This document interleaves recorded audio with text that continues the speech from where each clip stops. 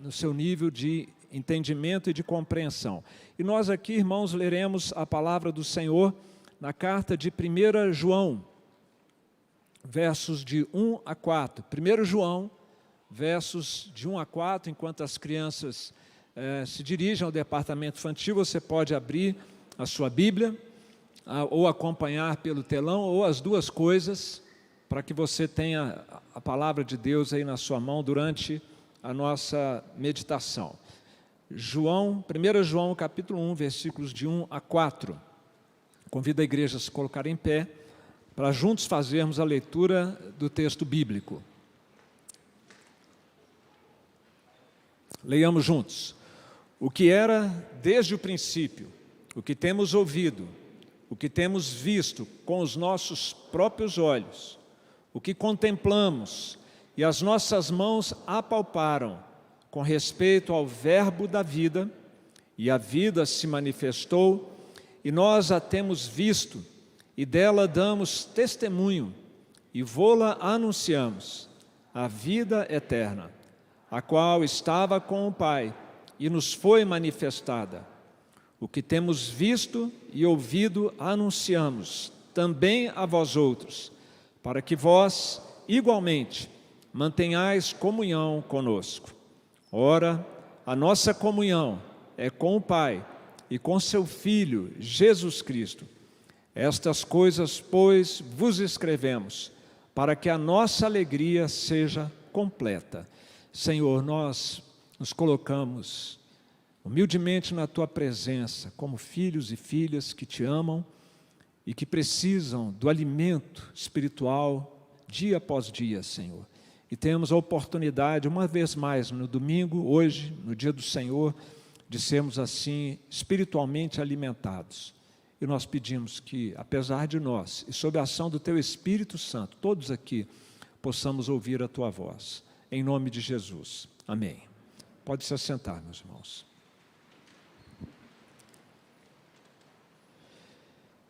Meus irmãos, nós estamos começando o novo ano, 2022. E como nós informamos e desafiamos a igreja aqui dias atrás, este ano está sendo o ano da virtude do amor. A temática para os próximos 3 anos é tempo de restauração. E restauração das virtudes, as principais virtudes do cristianismo, as chamadas virtudes cardeais do cristianismo, baseado naquela passagem do apóstolo Paulo, onde ele diz, agora, pois, permanecem o amor, a fé e a esperança. Destes 3, o maior é o amor. E nesse ano nós vamos enfatizar, então, a virtude do amor. É tempo de restauração do amor, amor a Deus, o amor fraternal, lembrando que tudo passa, mas o amor permanece. E é interessante que nós vamos para essa abordagem, na nossa escola bíblica dominical, todas as classes da escola bíblica dominical, inclusive da juventude, pré-adolescentes, adolescentes, jovens e adultos, nós estaremos caminhando juntos nessa temática, e a partir de agora e a partir de hoje também, na nossa série de exposições bíblicas, nos cultos da noite, nós vamos hoje começar com a carta de 1 João e vamos atravessar o ano estudando essa carta bíblica, devido à importância que ela tem nessa temática, a temática do amor a Deus e do amor fraternal. E nós já passamos por essa carta há um tempo atrás aqui na igreja. Faz exatamente 6 anos, naquele ano que nós, na ocasião, chamamos o Ano da Comunhão, em 2016, nós também estudamos essa carta. E resolvemos fazê-lo novamente, apesar de já termos feito uma vez, porque por vários motivos, né? Um deles é que o tema desse ano é um tema que realmente está alinhado com aquele tema de 2016. Embora com ênfases novas, vivemos um tempo novo, as aplicações serão diferentes, os pregadores não serão os mesmos, porque foram vários pastores da igreja pregando e agora também vários pastores pregarão. Então você vai ouvir novas mensagens também. E, meus queridos, nós precisamos revisar sempre o que a palavra de Deus nos ensina, estar sempre voltando na palavra para ver se a gente aprendeu direitinho e, principalmente, nós estamos colocando em prática Então, uma oportunidade para aqueles que já estiveram aqui em 2016, nessa mesma série, revisarem seu conhecimento e também a aplicação deste ensino. E também nós temos muita gente nova que chegou na igreja depois disso, que vai ser inédito, vai ser a primeira vez. Então, essa é a temática que hoje nós começamos aqui. Tudo passa, o amor permanece, a partir da carta de 1 João.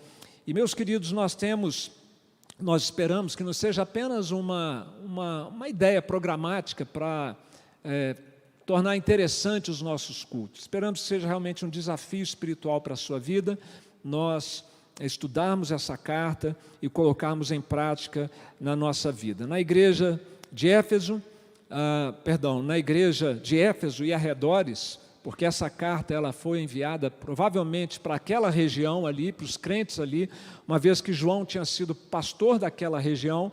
Então ele envia essa carta, uma carta que é chamada uma carta geral, porque não há uma identificação dos destinatários.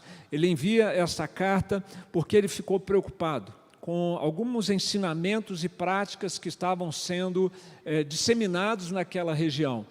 Vocês se lembram que no ano passado, na carta de Gálatas, havia também a preocupação de Paulo com a problemática local dentro da igreja? Pois muito bem, agora acontece isso de novo, acontece isso em toda a igreja tem problemas que precisam ser atacados, que precisam ser abordados. Só que aqui, nessa região e nessa carta, os problemas eram de outra ordem e de outra natureza. E nós vamos perceber aqui aquilo que João chama de verdadeiros anticristos, surgindo no meio da igreja e que estavam ensinando ensinos estranhos ao Evangelho, vivendo de uma maneira destoante daquilo que o cristianismo ensina. João os chama de mentirosos, de cristãos, entre aspas, enganados e também enganadores. E por isso, dado esse contexto da carta, nós queremos trazer para você e para a nossa igreja, a partir de hoje, uma reflexão. Se havia ali crentes crendo de modo errado e vivendo de modo errado, como será que eu e você estamos crendo e vivendo? A Bíblia é a nossa regra. Vamos lá? A Bíblia é a nossa regra de fé e de prática. Fé e prática. Crença e conduta. Convicções e estilo de vida. É da palavra de Deus que nós devemos extrair isso.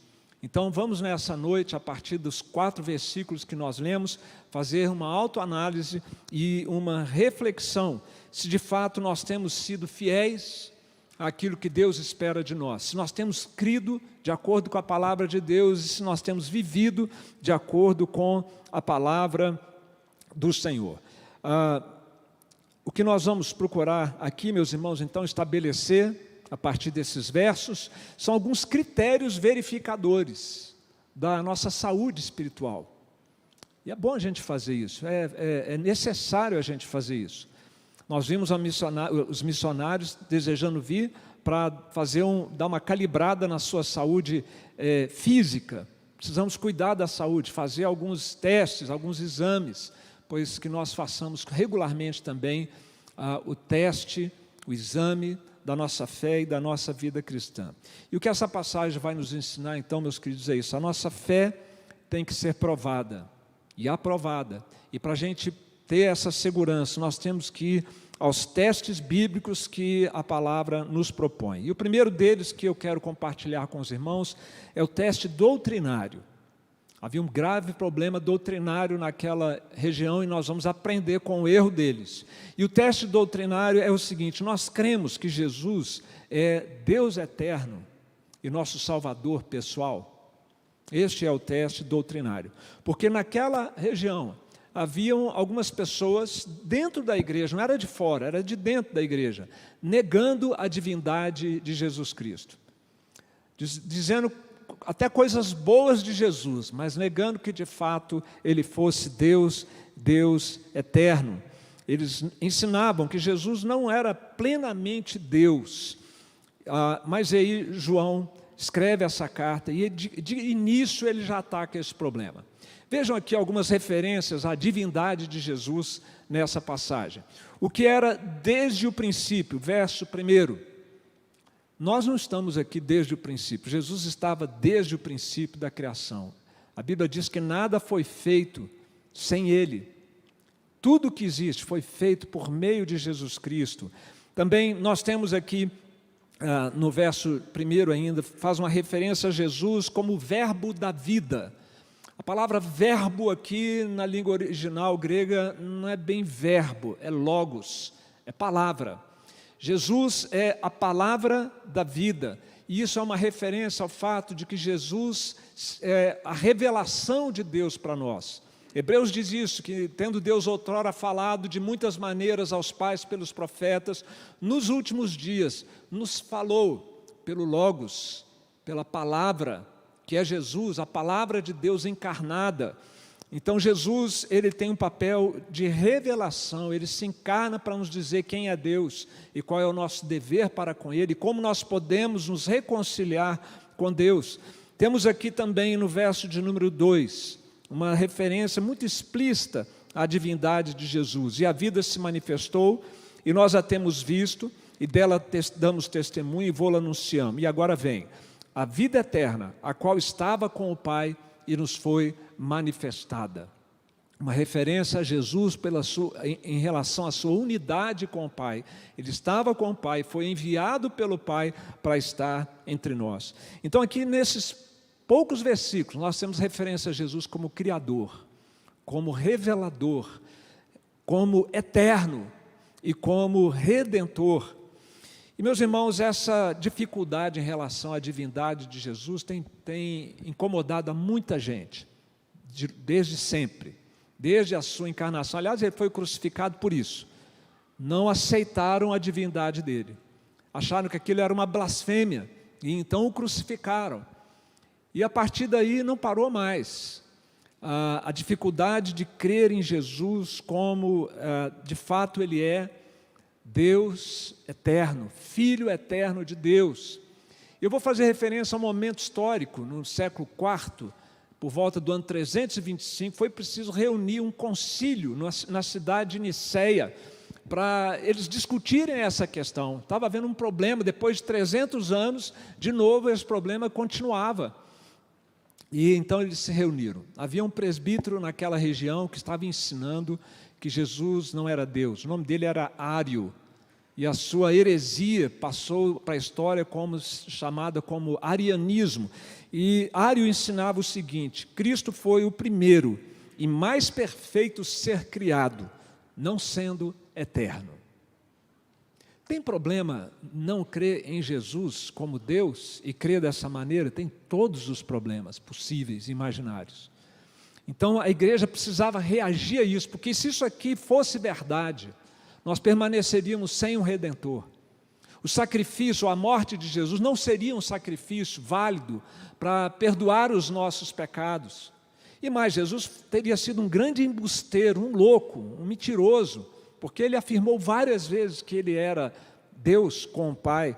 Então eles se reuniram e condenaram aquele ensinamento como sendo um ensinamento herético, que deveria ser abolido de todas as igrejas cristãs daquela época.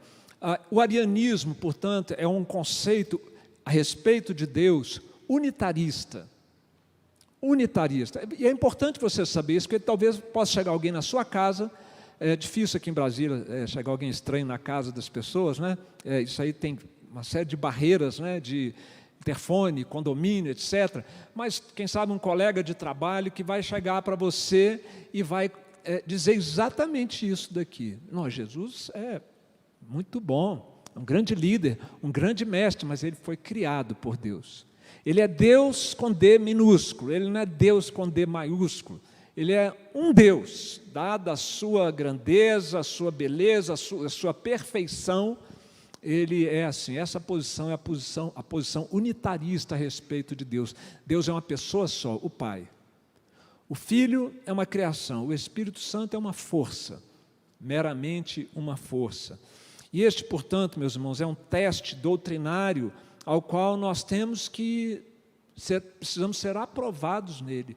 Se a nossa crença, a nossa convicção a respeito de Jesus é de fato essa que nós cantamos há pouco, Trindade em um só Deus, Deus majestoso, Deus glorioso, um com o Pai, um com o Espírito Santo, Deus eterno, o Filho eterno de Deus, mas distinto, mas não separado de Deus.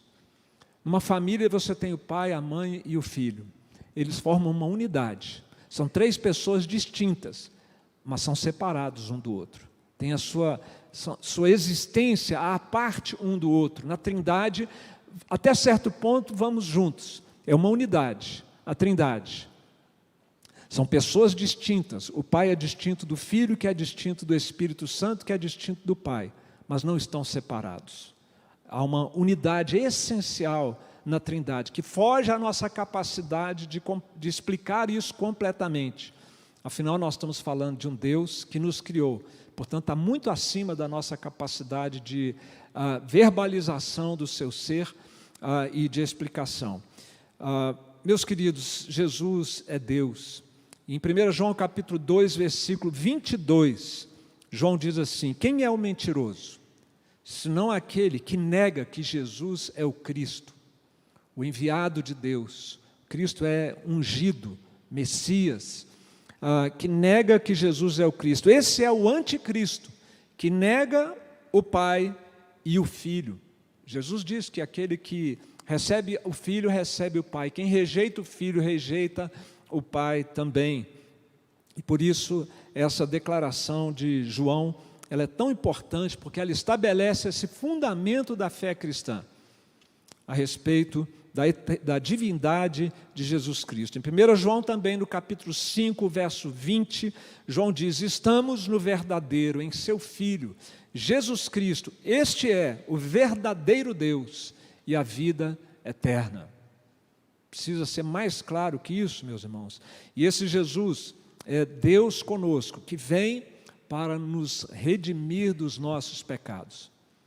Você já parou para pensar por que com apenas 3 horas na cruz, apenas 3 horas na cruz, Jesus pôde pagar os pecados do mundo inteiro, que deveriam ser pagos por cada um de nós por toda a eternidade?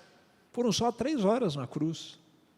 Por que esse tempo relativamente insignificante, em termos de tempo, não em termos do sofrimento que ele teve que sofrer ali, tanto o sofrimento físico quanto o sofrimento espiritual da ira de Deus sendo descarregada sobre ele, por causa dos nossos pecados? Por que 3 horas bastaram? Paul Washer, ele diz que unicamente porque aquele único homem, sendo Deus, era mais digno do que todos os outros colocados juntos. Ele sozinho, sendo Deus, valia mais do que todos os homens juntos. E por isso, o sofrimento dele foi suficiente para comprar todos os outros pecadores. Esse é o teste da doutrina, meus irmãos. Muito mais pode ser dito sobre isso. Muito mais. Você está seguro a respeito da pessoa de Jesus Cristo como Deus, Messias, enviado pelo próprio Pai, e que se oferece em sacrifício pela nossa redenção? Esse é um ponto pacífico no seu coração. A gente só pacifica o coração em relação a Cristo como sendo Deus, em relação à Trindade, sob a ação do Espírito Santo, usando a palavra de Deus. Então vamos lá, se você tem dúvidas a esse respeito, sente insegurança sobre esse tema, não percebe a importância dele, você precisa ler a Bíblia. Faça um estudo bíblico. Antigamente a gente usava uma coisa que chamava chave bíblica, né? Agora é só dar Ctrl F lá, ou usar a lupinha lá do aplicativo, e você pode fazer um estudo bíblico, e tem outras ferramentas, planos de leitura bíblica diária a respeito da divindade de Jesus. Estude a palavra de Deus.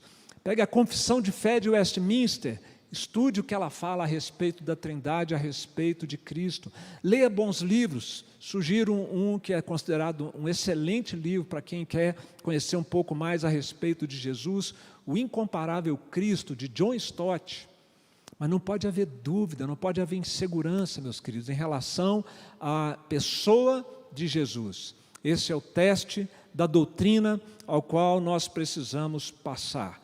E se você ainda não tem uma aliança com Jesus, com esse Jesus que João aqui na sua primeira carta, o Espírito Santo falou por meio dele, ele registrou aqui, se você não tem com Cristo ainda uma aliança, se você ainda não tratou dos seus pecados diante do Pai, e eles só podem ser tratados pela mediação de Jesus, confesse seus pecados, se arrependa deles, entregue a sua vida para Jesus, confia de que Ele morreu pelos seus pecados, como morreu pelos meus e por tantos que aqui já tomaram essa decisão, mas Jesus é o fundamento da nossa fé, o fundamento do nosso relacionamento com Deus, é por meio dele que nós somos reconciliados com o Pai. Nossa fé tem que ser provada e aprovada. Tem um outro teste que essa passagem nos apresenta. Não é o teste da doutrina, é o teste ético, o teste da moral.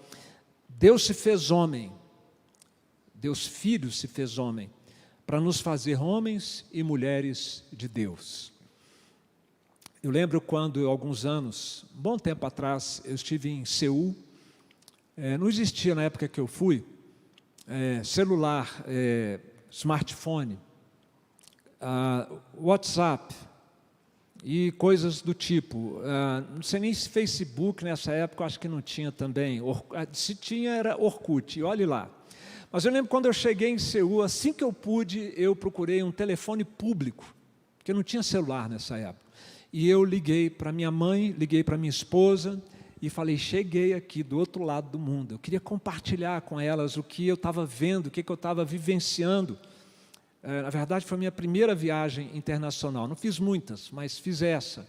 Então, aquilo era muito especial. Nós fomos conhecer as igrejas do fruto do avivamento que tem acontecido já há 100 anos ali na Coreia. E com os meus filhos eu mandei cartões postais. Se fosse hoje em dia, era uma selfie, né? E pronto, na hora. Mandei cartões postais para dizer para eles, porque quando você está vivendo uma coisa muito especial, ela se torna mais especial quando você pode dividir isso com alguém, não é? E esse conceito ele é levado a um extremo nos dias de hoje com as mídias sociais, né? A pessoa vai comer um prato saboroso, selfie, e compartilha com os amigos que está comendo um prato saboroso. E outras coisas também que não deviam compartilhar são compartilhadas por aí. Mas o princípio é esse. Gente, é o que está acontecendo aqui. João, ele viu Jesus. Você sabe o que é isso? Ele conversou com Jesus, sentiu o cheiro de suor de Jesus andando pelas ruas da Palestina. João tocou em Jesus, abraçou Jesus e foi abraçado por Jesus. Esse que nós cantamos hoje aqui, adorando pela fé. Então ele está compartilhando com a gente. Não foi no telefone público, não foi nas mídias sociais, está aqui diante de nós o que ele vivenciou. Ele está dizendo aqui que ele tocou em Jesus, ele viu, ouviu, falou, comeu, bebeu com Jesus. Ele está dizendo, Jesus foi gente de carne e osso, Jesus se encarnou. Eu tenho provas disso, eu sou testemunha ocular da encarnação de Jesus Cristo. E meus queridos, ele está dizendo aqui, através dessa passagem, que Jesus, o Filho eterno de Deus, não se envergonhou de se tornar um ser humano como ele havia criado lá no Éden. Ele não se envergonhou de se aparentar com o povo de Israel e nascer naquele povo. Ele não se envergonhou de se aparentar com a raça humana, mas ele se tornou como um de nós, se fez homem, Deus conosco. O problema é que lá, na época de João, naquele contexto local, daquela igreja, tinha gente negando a humanidade de Jesus Cristo. Não. De jeito nenhum. Deus jamais poderia se encarnar numa pessoa humana. E a razão de alguns cristãos, entre aspas, estarem defendendo essa ideia, é porque a influência da cultura, né, gente? Isso também acontece com a gente. O que está na moda, né? O crente embarca fácil, né? Teve a moda do coaching, né? Aí um monte de crente, foi lá atrás. E aí a gente Teria uma lista aqui infinita de coisas, modismos que vão pegando na igreja, infelizmente. E havia um modismo na época ali, que é a filosofia grega. E para os filósofos gregos, eles tinham um conceito de que a matéria é má, o espírito é que é bom. Então, Deus jamais poderia, sendo Ele espírito e sendo Ele bom, assumir uma forma humana, porque o corpo é mau. Então, o espírito bom de Deus não pode habitar num corpo humano que é mau. Uma visão distorcida da matéria, do corpo, do céu, dos animais, da criação de um modo geral, uma visão distorcida, como se tudo isso fosse muito ruim, e só as coisas espirituais relacionadas com a alma é que são boas. Isso pela falta do conhecimento bíblico, porque se conhecessem de fato a Bíblia, não pensariam e não falariam isso, porque foi Deus quem criou todas as coisas. O mundo que Deus criou foi muito bom. O homem e a mulher que Deus criou foi a coroa, foi a cereja do bolo ali, a coroa da criação. Então, Jesus, quando Ele assume o corpo humano, Ele está reforçando esse princípio de que não, a matéria não é má. O pecado é que corrompeu o ser humano. O pecado é que trouxe maldição para a criação como um todo. Mas Jesus assume a nossa forma humana para dizer: eu estou aqui para mostrar para vocês o que devia ser e o que será. Devia ter sido sempre assim, não houvesse a queda. E eu vim para restaurar todas as coisas. Vocês vão aprender a ser homens e mulheres de verdade, homens e mulheres de Deus. Por isso Jesus se tornou homem, para nos fazer homens e mulheres de Deus, que amam a Deus, que obedecem à palavra de Deus. Se Ele não viesse, nós não seríamos capazes de viver vidas dignas. Foi preciso que Ele estivesse entre nós. O John Stott diz que o verbo se fez carne, dizia, né? Já morreu. O verbo se fez carne e assim se apresentou aos 3 sentidos mais nobres dos homens: a audição, a vista e o tato. João, no seu evangelho, ele diz: o verbo se fez carne e habitou entre nós, cheio de graça e de verdade, e vimos a sua glória, glória como do unigênito do Pai. Meus irmãos, Jesus se encarnou com a sua vinda ao mundo, nos ensinar como um homem e uma mulher devem viver. Ele se encarnou na sua condição de perfeitamente Deus e perfeitamente homem. E para que nós não achássemos que o padrão de Jesus era inatingível, não, Jesus tudo bem, Ele fez tudo isso, viveu tudo isso, porque Ele era Deus. Ele se esvaziou. Paulo diz isso em Filipenses. Ele colocou de lado os seus poderes divinos. E para viver a vida de santidade, e para fazer tudo o que Ele fez, Ele foi ungido pelo Espírito Santo. Ele entrou numa sinagoga, pegou um rolo, abriu e leu: o Espírito de Deus está sobre mim, pelo que me ungiu para fazer isso, isso, isso e isso. Foi na dependência do Espírito Santo que Ele viveu entre nós para dizer: é assim, gente, que funciona. Ser homem e ser mulher de Deus é preciso ter uma aliança com Cristo, estar cheio do Espírito Santo. E aí nós vamos conseguir viver num padrão como o da palavra de Deus, que é humanamente impossível, mas possível se estivermos cheios do Espírito Santo do Senhor.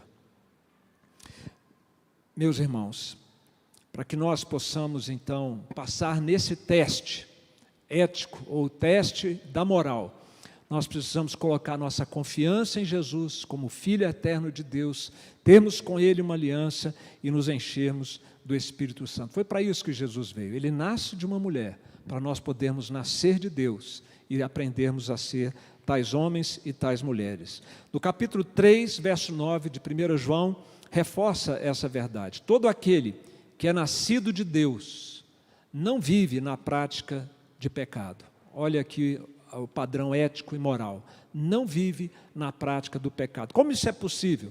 Pois o que permanece nele é a divina semente, o Espírito Santo de Deus. Ora, esse, o que é nascido de Deus, não pode viver pecando, porque ele é nascido de Deus. Meus irmãos, nós temos muitos desafios pela frente, no nosso país, na nossa casa, na nossa vida pessoal. Lembre-se disso, Jesus veio ao mundo para restaurar tudo. Restaurar seu coração, restaurar seu casamento, restaurar sua família, restaurar a economia mundial, restaurar a educação no mundo, restaurar a ciência, restaurar a política. Tudo isso faz parte do projeto restaurador de Deus. Os animais, as estrelas, o cosmos, tudo está dentro. Jesus morreu naquela cruz para tornar possível a restauração de todas essas coisas. E por isso que a gente coloca a nossa confiança nele e não em homens, para que nós vejamos isso acontecer. Jesus vai restaurar tudo, gente. Tudo vai ser restaurado. Que comece por mim, que comece por você, comece pelo seu casamento, pela sua casa, pela nossa igreja. E um dia nós vamos nos alegrar em ver esse mundo completamente restaurado. Amém, queridos? A nossa fé tem que ser provada e aprovada. O teste da doutrina a respeito da pessoa de Jesus, o teste da moral ou da ética a respeito da nossa humanidade restaurada, tem a ver com a nossa humanidade restaurada. E por fim, o teste relacional. É Jesus quem nos une na comunhão do povo de Deus. E isso vai ser muito evidente ao longo de toda essa carta. Quem sabe você pudesse fazer um projeto aí, já que nós vamos estudar essa carta ao longo do ano, leia essa carta toda. Leia várias vezes, de cada vez você anota algumas coisas que você achar mais interessantes. Por exemplo, quando eu li essa carta, eu tenho aqui um símbolozinho aqui na minha Bíblia, que é um triângulo que tem a ver com a Trindade. Todas as vezes que tem uma declaração sobre a Trindade, eu marquei, fiz o triângulozinho do lado aqui. E todas as vezes que falava do maligno, eu fazia um triângulo de cabeça para baixo e sombreava ele. Também eu marquei aqui uma bolinha, só uma bolinha assim, todas as vezes que fala de luz. E depois uma bolinha escura todas as vezes que fala de trevas. Mentira, eu pus um Mzinho. Verdade, eu pus um V. E cada vez que eu ia lendo, eu ia procurando destacar isso. Está toda marcadinha aqui a minha Bíblia. Quando fala da volta de Cristo, várias vezes fala da volta de Cristo nessa carta. Eu fui marcando aqui também. Todas as vezes que fala de novo nascimento, são temas que são recorrentes aqui nessa carta. E um deles é o tema do amor e do ódio. Isso vai ser recorrente aqui na carta de João, porque esse é um teste da verdadeira fé, da verdadeira conversão, se nós de fato temos uma aliança com Deus. Isso vai se reproduzir nos nossos relacionamentos. Jesus é quem nos une na comunhão da sua igreja. Eu queria que você falasse comigo aqui, por favor, 3 palavrinhas: evangelho, comunhão e alegria. Pode ser? Vamos lá? Evangelho, comunhão e alegria. Versículo 1 e 2 que nós lemos. É feita uma apresentação sucinta do evangelho. Deus, eterno, envia o seu Filho para nos trazer a vida eterna. Esse é o evangelho. Então, primeira palavrinha, evangelho. A segunda qual é? Comunhão. Então agora veja o verso 3. O que nós temos visto e ouvido, anunciamos também a vós outros, para que vós igualmente mantenhais comunhão conosco. Ora, a nossa comunhão é com o Pai e com seu Filho, Jesus Cristo. E a palavra comunhão, ela está precedida aqui, dando a ideia de que esse é o objetivo. Tudo isso, todo o Evangelho tem sido anunciado para que nós tenhamos comunhão uns com os outros e comunhão com o Pai e com o Filho e com seu Filho, Jesus Cristo. A doutrina, meus irmãos, é o ponto de partida e o ponto de chegada é a comunhão. Jesus vem ao mundo não apenas para morrer e salvar a nossa alma, mas Ele vem ao mundo para nos colocar num relacionamento com o Pai, para nos reconciliar com o Pai. E uma vez reconciliados com o Pai, pacificados no nosso coração, nós também temos os nossos relacionamentos horizontais pacificados, especialmente com aqueles que comungam da nossa própria fé. Este é o propósito da proclamação do Evangelho, não mera salvação, se é que nós podemos chamar isso de mera, mas a comunhão com Deus Trino e a comunhão com a igreja. Da comunhão nossa com Deus, resulta natural e espontânea a comunhão nossa com a igreja, com os nossos irmãos em Cristo. Um reformado, um crente, reformado croata, impressionante, na Croácia, que a gente quase não ouve falar.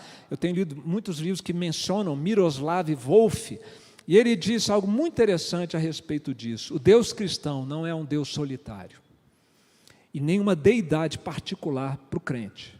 É meu Deus, é seu Deus. Mas antes, o Deus cristão é uma comunhão de 3 pessoas.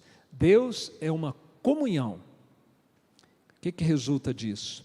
Que a fé em Cristo leva as pessoas diretamente para dentro dessa comunhão da Trindade, com todos os outros que estão em comunhão com esse mesmo Deus. A nossa salvação, ela tem em vista isso, meus irmãos. Não é só nos dar um bilhete para escapar do inferno, mas é nos colocar dentro da comunhão da Trindade, e ali, junto comigo, com você, com cada um dos nossos irmãos em Cristo, de todos os tempos e de todos os lugares. Alguns anos atrás eu li um relato da missão Portas Abertas sobre o que estava acontecendo no Egito. O Egito, com a igreja cristã no Egito. Os cristãos egípcios são da primeira hora do cristianismo. O evangelho foi implantado lá no século I da era cristã. E depois o islamismo foi ganhando força, e hoje eles sofrem duras perseguições. Eles representam de 10% a 20% da população do Egito, é a maior comunidade cristã do Oriente Médio, ali no Egito, mas eles esperavam que depois que a ditadura do Hosni Mubarak tivesse acabado, que eles teriam uma vida mais tranquila, mas foi um engano total. Sai o ditador e entram os radicais islâmicos. E os radicais islâmicos não precisam ser nenhuma autoridade, pode ser um vizinho. Então, nos últimos anos, o sofrimento da igreja cristã no Egito tem sido algo assim, extremamente doloroso. Mortes, estupros, sequestros de mulheres para se tornarem escravas sexuais, ou casamento forçado com muçulmanos, conversões forçadas ao islamismo, expropriação de imóveis, residências, negócios. Então, extremamente doloroso. Mas eu li o testemunho de lideranças que estão vivenciando esse momento. E sabe o que eles dizem? Eles dizem que eles têm vivido, Deus, o Espírito Santo tem derramado no meio da igreja um amor tão grande entre eles, que eles pararam de picuinha com as questões doutrinárias, de não ficar aí se mordendo por causa de diferenças menores. Eles sentiram o amor de Deus tão grande no coração deles, que eles se sentiram capacitados, inclusive, para amar os inimigos deles, que estavam fazendo todas essas maldades com eles. E aí esse líder diz o seguinte: a igreja está feliz no sofrimento. A igreja tem aprendido a amar, por isso ela está feliz. Há uma alegria no meio do povo de Deus no Egito, em todo esse sofrimento, porque o amor de Deus está transbordando no coração deles. Evangelho, comunhão e alegria. Veja o verso de número 4. Estas coisas, pois, vos escrevemos para que a nossa alegria seja completa.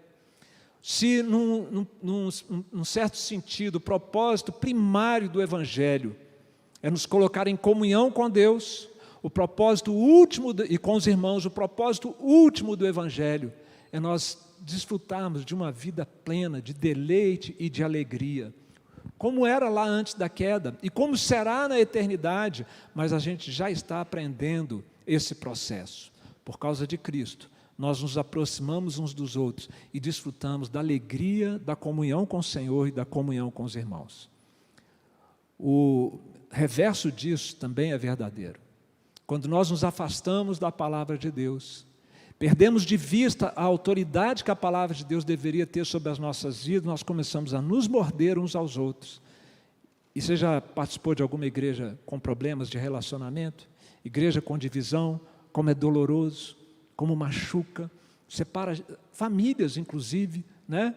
Membros da família que tomam partido A, o outro toma partido B, e por assim vai. É algo extremamente doloroso que isso aconteça.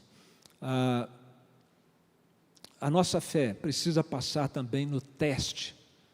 relacional da comunhão, se de fato nós estamos em Cristo. 1 João 4:7, amados, amemo-nos uns aos outros, porque o amor procede de Deus, e todo aquele que ama é nascido e conhece a Deus. Amar o próximo, meus queridos, não é ter cheio de bons sentimentos, é ter o compromisso de servir, o compromisso de perdoar, o compromisso de não guardar amargura no coração. É isso que a palavra de Deus está nos ensinando, e só é capaz disso aquele que é nascido de Deus e está sob a influência do Santo Espírito de Deus. Que nós possamos, meus queridos, ser generosos com os nossos irmãos e não sermos melindrosos, não sermos pessoas que se doem por qualquer coisa, não sermos também pessoas que desestabilizam, desagregam o ambiente quando chega ali, seja dentro de casa, seja no ambiente de trabalho, da escola, da igreja, mas que nós sejamos esses instrumentos de Deus, para que Deus ame através de nós. E amar aqui, no sentido bíblico, é servir, é fazer o bem, é pagar o mal com o bem, muitas vezes. Não é fácil, meus irmãos, a gente tem que admitir que ter esse tipo de visão relacional quanto ao próximo não é uma coisa fácil. Mas nós precisamos lembrar também que Deus sabe da nossa dificuldade e que Ele pode nos ajudar com isso, porque Ele é um Deus em comunhão e por isso Ele pode nos ajudar. Quero concluir, meus queridos, era assim a realidade dessa igreja, dessas igrejas nessa região onde João escrevia. 60 anos já haviam se passado desde a ressurreição de Jesus e agora estava aparecendo um novo tipo de cristianismo ali. Um falso evangelho, com falsos mestres, com falsos crentes, com uma fé falsa, um falso Jesus, um falso padrão ético, um falso padrão de relacionamentos, e a coisa estava correndo risco de desandar. E o servo de Deus, o apóstolo do amor, chama a igreja de volta. Que a nossa fé seja também, nos dias em que nós vivemos, provada e aprovada nesses 3 testes, meus irmãos. Que você creia, e eu também, que Jesus é Deus de todo o nosso coração, mediador da nossa redenção. Amém, meus irmãos? Que nós também que nós possamos compreender que a encarnação de Jesus foi para nos ensinar e para viabilizar que nós sejamos homens e mulheres de verdade, no padrão da palavra de Deus, e que nós também nos apropriemos desta aliança com Jesus e do fruto do Espírito, que é o amor, para sermos aprovados também no teste da comunhão com Deus e da comunhão entre nós. Esse é o ano da virtude do amor na nossa igreja. Tudo passa, mas o amor permanece, e que nós possamos vivenciar isso mais uma vez. Vamos ouvir o nosso coral e vamos adorar ao nosso Deus.